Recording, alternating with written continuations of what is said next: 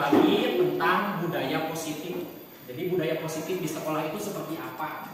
Artinya yang namanya budaya itu tentunya sudah melekat.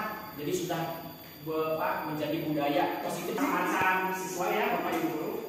Ada di kelas itu ada yang memperoleh yang ingin memperoleh kesenangan, ada yang memperoleh cinta kasih sayang, dan ada yang ingin memperoleh penguasaan dan ingin juga kebebasan. Mungkin Bapak Ibu terlihat anak-anak di kelas yang beli wae, dan pakapalan, yang lompatan, mungkin ini kesenangannya di rumahnya belum terpenuhi. Terus yang kedua ada yang selalu lelendean, yang bahasa Sunda nama lelendean. Terus ibu bapak guru nempel mantep, itu mungkin di rumahnya dengan cinta kasih sayang. Terus yang ketiga mungkin di kelasnya itu ada yang ingin selalu berkuasa, ingin selalu terdepan, ingin selalu menguasai teman-temannya. Itu mungkin di rumahnya atau di lingkungannya kurang aspek penguasaan. Terus ada yang di kelasnya bebas, tidak mau diatur. Ada yang di kelasnya tidur-tiduran, ada yang di kelasnya pokoknya berarti itu aspek kebebasannya belum terpenuhi. Ini menurut teori bahwa kebutuhan dasar hidup manusia seperti ini bukan hanya anak-anak di kelas ya Bapak Ibu, tapi kita juga butuh butuh kesenangan, butuh cinta kasih sayang, butuh penguasaan, dan butuh kebebasan. Makanya mungkin ini disadarkan oleh teori ini bahwa di kelas macam-macam, mungkin latar belakangnya kurangnya kesenangan, kurang cinta kasih sayang, kurang penguasaan, dan kurang kebebasan. Institusi kahiji stabil pula identitasnya. Maksud stabil tenangkan dulu identitas siswa tersebut. Alasannya kenapa? Mungkin ditanyanya, kamu bukan satu-satunya yang pernah melakukan. Setiap orang pasti pernah melakukan kesalahan. Mungkin ini kata-kata yang bisa diawali seperti ini. Mungkin ketika menghadapi seorang anak, kata-kata yang pertama dikemukakan adalah seperti ini: setiap orang pasti pernah melakukan kesalahan dan kamu bukan satu-satunya yang pernah melakukan. Jadi distabilkan dulu. Yang kedua, validasi tindakan yang salah. Bagaimana? Ada seorang anak yang tidur, tapi ya oleh saya dibiarkan, karena kalau diganggu kan belajar juga tidak akan baik gitu. Terus sampai selesai tidak dibangunkan.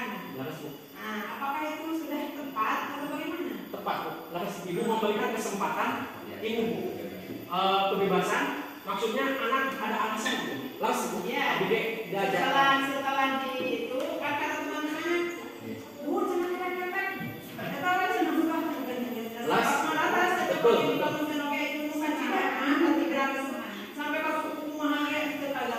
Terus setelahnya anak-anak sudah keluar baru dibangunkan, itu juga itu tidak bangunkan. Ya itu nanti katakan namanya, wah di mana? Laras, Ibu lepas. Kita ditaruh. Yang di mana Ronda? Coba di mana Palu? Ya, banyak salah Betul, Ibu. Berarti Ibu mah Amit banyak kadang Ibu justru saya belajar pengalaman Laras. Iya, fakta. Jadi walaupun tidak harus belajar segitiga institusi, Ibu Popon sudah melakukan segitiga institusi tersebut. Betul, Bu. Itu menanyakan dulu, validasi dulu kesalahan seorang anak. Tidak simpel ini Pak Bu. Ini Ibu Santi. Oh ya. Ini tentang modul 1.4. Saya tidak membahas modulnya, tapi ini materinya adalah tentang budaya positif. Langsung saja, ini pengalaman ataupun ini sebenarnya ada video, cuman tidak bisa di play, mohon maaf ya. Nah, ini sebagai pertanyaan pemantik saja. Apakah mungkin yang pertama kita sharing saja, kita diskusi, kita tanya jawab saja, karena Ibu Bapak percaya, saya percaya pada Ibu Bapak guru semua tentunya sudah secara baik teori maupun baik materi ataupun pengalaman sudah mumpuni. Artinya pada kesempatan kali ini kita berbagi rasa, kita posisi kontrol ini tidak sampai melukai hati seorang siswa gitu kan. Intinya itu aja dulu. Untuk proses berubahnya itu pasti butuh proses yang tidak spontan gitu kan. Intinya untuk nempel di hati, nah kehul kasih bapak eta si ibu eta teh.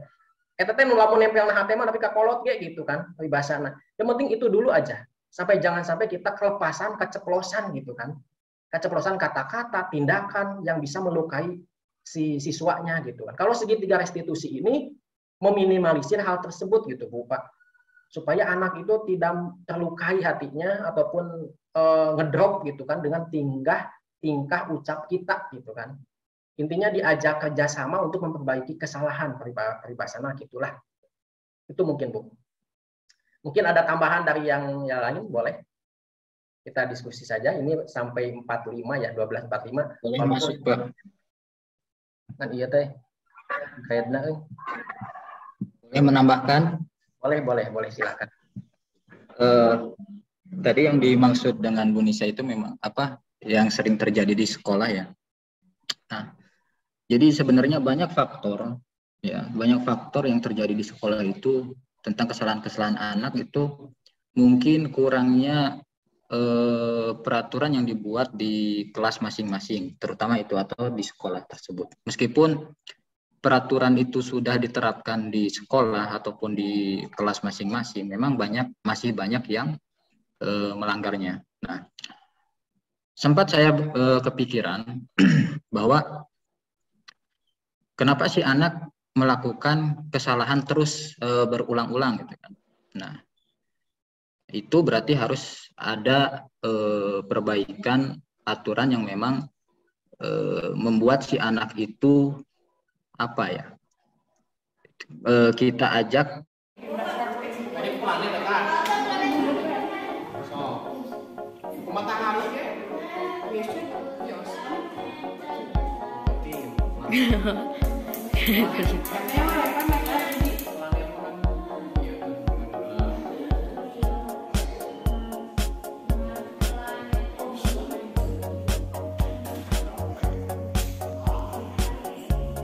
yang lainnya silakan usulan.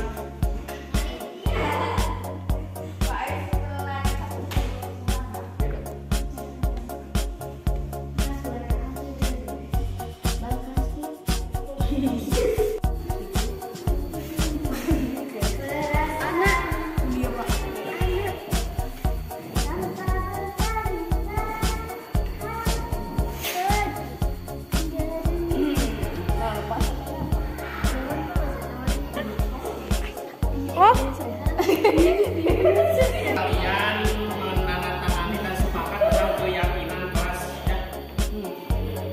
Selanjutnya silakan Pak yang sebelah sini ya. Ini Satria lagi tanda tangan